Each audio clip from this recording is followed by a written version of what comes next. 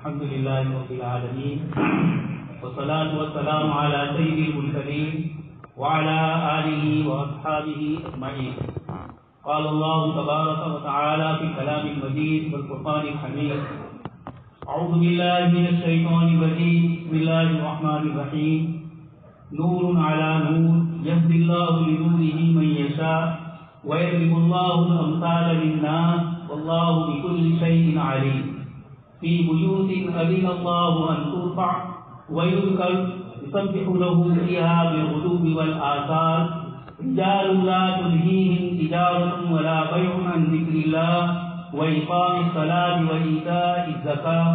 يخافون يوما تتقلب فيه القلوب والأبصار ليجزيهم الله أحسن ما عملوا ويزيدهم من فضله.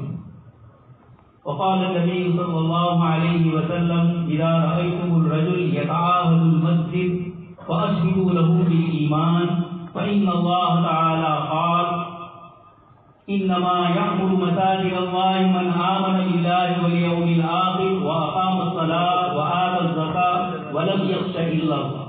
فعسى أولئك أن يكونوا من المهتدين. صدق اللہ العظیم وصدق رسولہ النبی الکریم ونحن على ذلك لمن الشاہدین والشاکرین والحمد للہ رب العالمین. محترم و مکرم حضرات اکابرین علماء کرام اور ایمان والے بھائی، اللہ تبارک تعالیٰ کا شکر اور احسان ہے کہ آج اس نے ہمیں اپنا گھر اور جس کے ساتھ بیت اللہ کا لفظ لگتا ہے، اللہ تبارک تعالیٰ کی ذات عالی کی نسبت لگتی ہے، اس گھر کی اس حسین افتتاحی موقع کے اوپر اللہ تبارک تعالیٰ نے ہم سب کو جمع کیا. دوست اور بزرگوں، میں نے آپ کے سامنے کلام پاک کی آیت کی تلاوت کی، سورہ نور کی. اللہ تبارک تعالیٰ اس سورت میں فرماتے ہیں کہ اللہ تبارک تعالیٰ اللہ نور السماوات والارض، اللہ پاک کی نور اور اللہ تبارک تعالیٰ کی نورانیت علمی اور عملی جو ہمیں مل رہی ہے، اس نورانیت کی طرف اشارہ کرتے ہوئے اللہ تبارک تعالیٰ نے آگے فرمایا نور علی نور. ایک ایمان والا، اس کو اللہ نے ایمان کے نور سے نوازا ہے. ومن شرح اللہ صدرہ للاسلام فہو علی نور من ربہ، جس کے سینے کو اللہ پاک کھول دیتے ہیں وہ اللہ پاک کی طرف سے نور پر ہوتا ہے. یہ نور کس کو ملے گا؟ نور علی نور، ایمانی نور اور اس کے ساتھ اعمال صالحہ کا نور. یہ دو نور جمع ہو جاتے ہیں. اللہ پاک نے زیتون کے درخت سے تشبیہ دے کر اس کو سمجھایا، اس کا اس وقت عوام الناس کے لیے مناسب نہیں ہے وہ پوری تشریح. مطلب اتنا ہے کہ اللہ پاک نے ہمیں ایمان سے نوازا اور ایمان کے ساتھ اللہ پاک نے اعمال صالحہ کی توفیق عطا فرمائی. یہ نور علی نور، یہ دو نور جو اللہ پاک نے عطا فرمائے، یہدی اللہ لنورہ من یشاء. اللہ پاک فرماتے ہیں یہ نور کی رہنمائی کس کو ملتی ہے، یہ نور کس کو دیا جاتا ہے. اللہ پاک فرماتے ہیں فی بیوت اذن اللہ، یہ نور ملتا ہے اللہ پاک کے ان گھروں میں ان ترفع، جس کو اللہ پاک نے بلند کرنے کا حکم دیا. آج ہم اللہ پاک کی اس گھر کی بلندی کے افتتاح کے موقع پر یہاں پر حاضر ہوئے. اللہ پاک کی ذات عالی سے ہمیں یہی امید ہے کہ ہم آئے ہیں اپنی شباہت لے کر، حقیقت آپ اس کو فرما دیں. اس لیے اس نور کی رہنمائی اللہ پاک عطا فرماتے ہیں فی بیوت، ایسے گھروں میں اللہ پاک کی مسجدیں. آپ کے سامنے میں نے روایت پڑھی جس میں عبداللہ ابن مسعود رضی اللہ تعالیٰ عنہ فرماتے ہیں کہ جس شخص کو مسجد میں آتے جاتے دیکھو، مسجد کی نگرانی کرتے ہوئے دیکھو، مسجد کے ظاہری حسن اور ظاہری خوبی کو بالا تر کرتے ہوئے دیکھو، اور اس کے ساتھ مسجد کی روحانیت کو بھی آباد کرنے والا ہو. جب تم کسی شخص کو دیکھو کہ یہ مسجد کی نگرانی کرتا ہے تو اللہ کے نبی صلی اللہ علیہ وسلم کی طرف نسبت کر کے حضرت عبداللہ ابن مسعود رضی اللہ تعالیٰ عنہ فرماتے ہیں فَأَشْهِدُوا لَهُ بِالْإِيمَانِ، اس کے ایمان کی گواہی. اس لیے کہ اللہ پاک نے اپنی پاک کتاب میں فرمایا إِنَّمَا يَعْمُرُ مَسَاجِدَ اللَّهِ مَنْ آمَنَ بِاللَّهِ وَالْيَوْمِ الْآخِرِ. دوستو اور بزرگوں، وقت مختصر ہے، مجھے آپ کے سامنے صرف تھوڑی سی دو چار باتیں عرض کر دی ہے. اللہ پاک نے اس کلام کے اندر نماز پڑھنے والے اور مسجد سے نسبت قائم کرنے والوں کی ایک صفت ذکر کی کہ جب رجال اللہ تلہیہم تجارت ولا بیع عن ذکر، اللہ کے ذکر سے ان کی تجارت، ان کا کاروبار، ان کے اور دوسرے دنیاوی کام کا رکاوٹ نہیں ڈالتے ہیں، بلکہ اللہ کے در کی آواز سن کر وہ مسجد میں پہنچتے ہیں۔ یہ ایمان والوں کی اللہ پاک نے یہاں ایک صفت بیان فرمائی، یخافون یوما تتقلب فیہ القلوب والابصار، یہ ڈرتے ہیں ایسے دن سے تتقلب فیہ القلوب والابصار، جس میں انسانی نگاہیں پتھرا جائے گی، انسانی قلوب کے اوپر اللہ پاک کی طرف سے ایک حالت آری ہو، ایسے موقع کے لیے اور ایسے دن سے وہ ڈرتے ہیں۔ دوسری آیت میں اللہ تبارک تعالیٰ نے اس کی طرف اشارہ فرمایا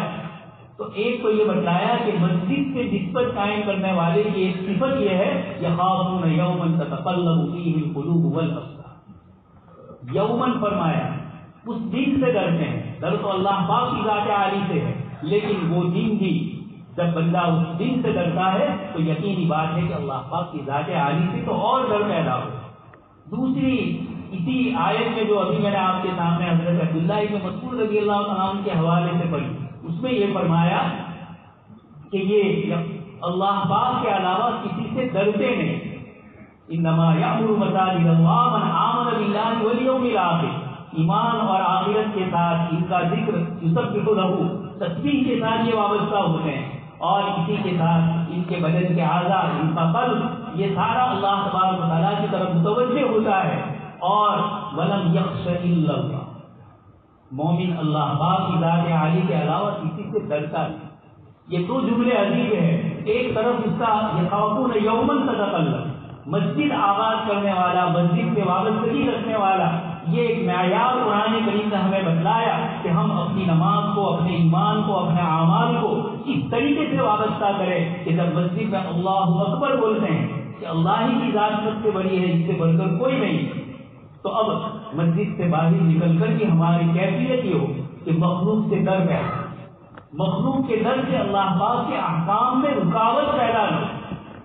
یہ بھی صحابہ کرام کی فضیلت ان آیات میں بتلائی گئی، ہتھوڑا ہاتھ میں ہے، اذان کی آواز آ رہی ہے اور وہ ہتھوڑا نیچے نہیں رکھتے ہیں، اسی کو لے کر مسجد نبوی میں پہنچے۔ تو اللہ تبارک تعالیٰ نے ہمیں اس اللہ اکبر کے بار بار پڑھانے کے ذریعے بتلا دیا کہ اللہ ہی کی عظمت سب سے بڑی۔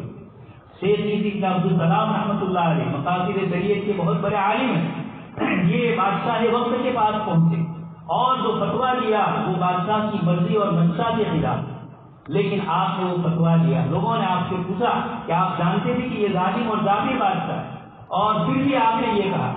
آپ نے فرمایا کہ جس وقت اس نے مجھ سے مسئلہ پوچھا میں نے ایک طرف اللہ پاک کی طاقت اور قدرت کا استحضار کیا، اپنے دماغ میں لایا کہ اللہ پاک کی طاقت کتنی بڑی اور اس کے مقابلے میں بادشاہ کی طاقت کیا،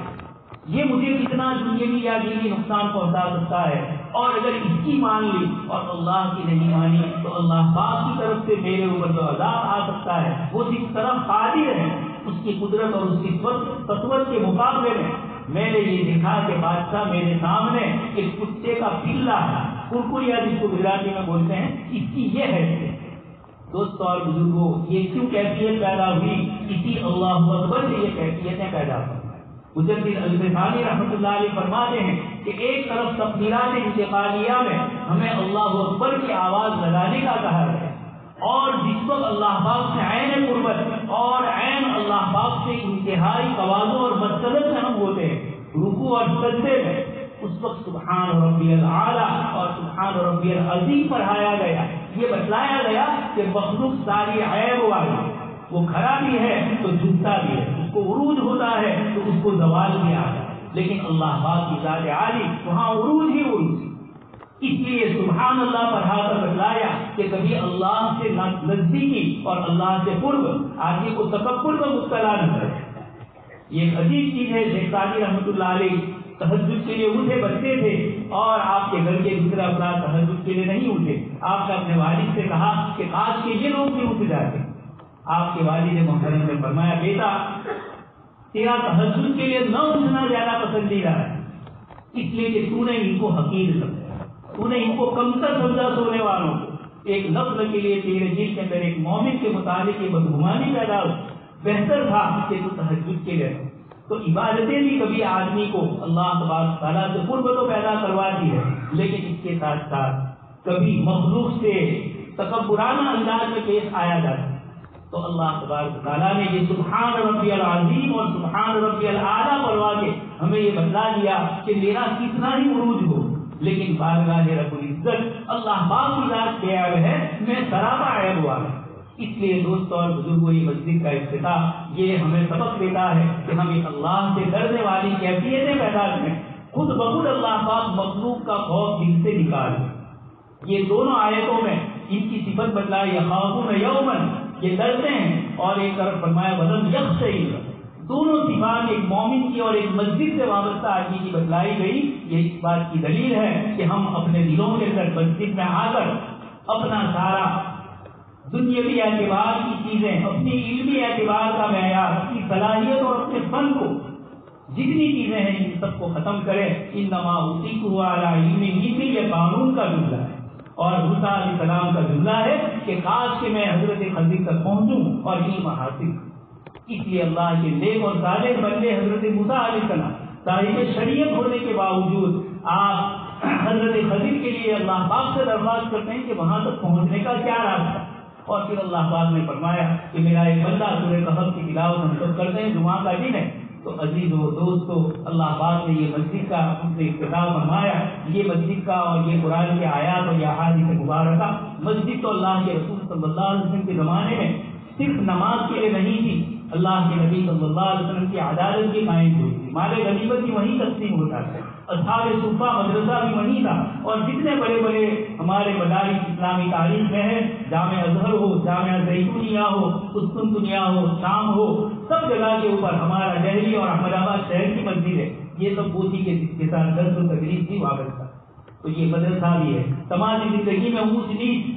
کوئی بھائی نماز کے لیے نہیں آیا تو کیوں نہیں آیا، بیمار ہے کیا ہے، آپس میں غمخواری اور آپس میں تعلقات ہوتے ہیں۔ اس لیے یہ نماز جیسی عبادت اور یہ جماعت کے ساتھ اللہ پاک نے جو نظام رکھا ہے، یہ ہمارے غیر مسلم بھائی تو سمجھ چکے ہیں، اس لیے وہ اجتماعی نمازوں کے اندر رکاوٹیں ڈالنے کی کئی دنوں سے کوشش کر رہے ہیں۔ لیکن کاش کہ مسلمان سمجھ لیتا کہ نماز کے ساتھ مسجد میں نماز پڑھنے کی کیا فضیلتیں ہیں، کتنے درجے، اتنا آسان چیز ہے، مسواک کر لیا 25 گنا ثواب مل گئے۔ ہم نے جماعت سے نماز پڑھ لی تو ہماری نماز دوسروں کی برکت سے اللہ تبارک تعالیٰ اس کو وہ شان و عروجیت عطا کرے۔ اس لیے دوستوں اور بزرگوں، اصل جو تقاضا ہے، مسجد تو بنا دی سب پر نے ایمان کی حرارت والوں نے، اقبال نے یہ شعر کہا ہے، ہم اس مسجد کو آباد کرنے والے۔ اللہ تبارک تعالیٰ سے دعا ہے کہیں سنی باتوں پر ہم سب کو عمل کرنے کی توفیق نصیب فرمائے۔ آمین وآخر دعوانا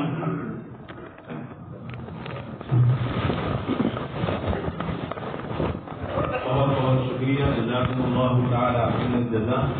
حضرت مولانا ہمیں سمجھا رہے تھے کہ مسجد کی اہمیت کیا ہے، مسجد کی شرعی حیثیت کیا ہے اور اصطلاحی حیثیت کیا ہے۔ یقیناً امت مسلمہ کے نشاط کا مرکز ہے، یقیناً امت مسلمہ کی تعلیم کا مرکز ہے، یقیناً امت مسلمہ کی تربیت گاہ بھی ہے اور تربیتوں کا مرکز بھی ہے۔ یقیناً یہ دانشگاہ بھی بن سکتی ہے اور پہلے زمانے میں یہ دانشگاہ بھی رہا کرتی تھی، جیسا مولانا